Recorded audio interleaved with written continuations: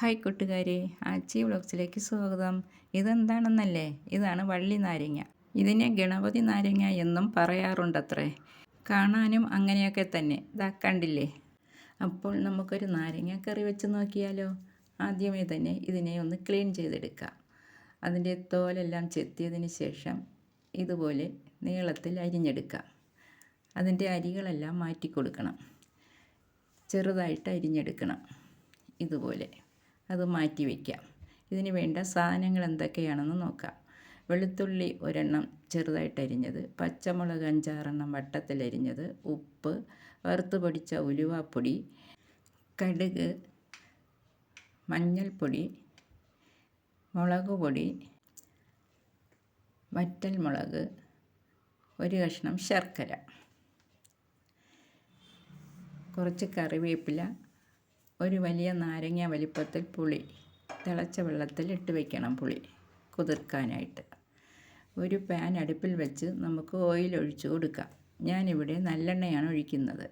നല്ലെണ്ണ ഒന്ന് ചൂടായി കഴിയുമ്പോൾ അതിലേക്ക് കടുക് ഇട്ട് കൊടുക്കാം.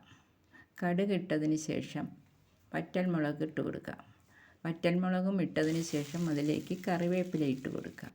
കറിവേപ്പിലയും ഇട്ടതിന് ശേഷം അരിഞ്ഞു വെച്ച വെളുത്തുള്ളി ഇട്ട് കൊടുക്കാം. വെളുത്തുള്ളിയും ഇട്ട് ഒന്ന് വഴറ്റിയതിന് ശേഷം അതിലേക്ക് നമ്മൾ അരിഞ്ഞു വെച്ചിരിക്കുന്ന പച്ചമുളക് ചേർത്ത് കൊടുക്കാം. പച്ചമുളകും ചേർത്ത് ഒന്ന് വഴറ്റിയതിന് ശേഷം അതിലേക്ക് പൊടികൾ ചേർത്ത് കൊടുക്കാം.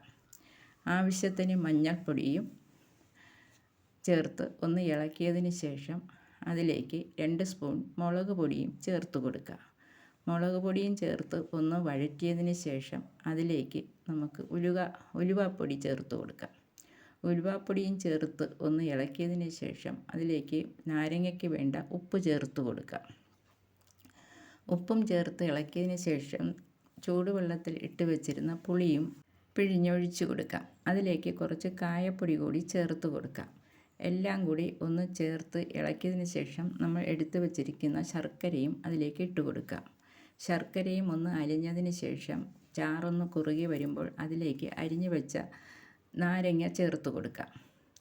നാരങ്ങയും ചേർത്ത് നല്ലവണ്ണം ഇളക്കി യോജിപ്പിച്ച് ഒന്ന് വേവിച്ചെടുക്കാം. വെള്ളം ആവശ്യമെങ്കിൽ ചൂടുവെള്ളം ഒഴിച്ചു കൊടുത്താൽ മതി.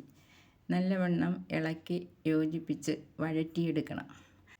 2-3 സ്പൂൺ നല്ലെണ്ണയും കൂടി ഒഴിച്ച് ഒന്നുകൂടി വഴറ്റിയെടുക്കാം. സ്വാദിഷ്ടവും രുചിയേറിയതും കയ്പില്ലാത്തതുമായ വള്ളിനാരങ്ങ കറി ഇവിടെ റെഡിയായിട്ടുണ്ട്.